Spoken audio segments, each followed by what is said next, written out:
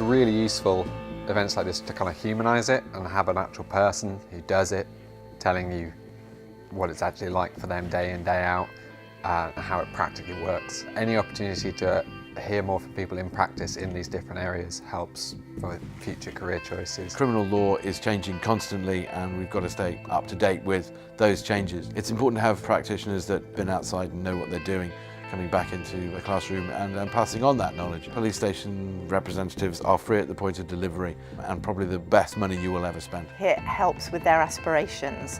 When we get people in who are career professionals, so the aim and purpose really was to bring key aspects of the process to life for our students.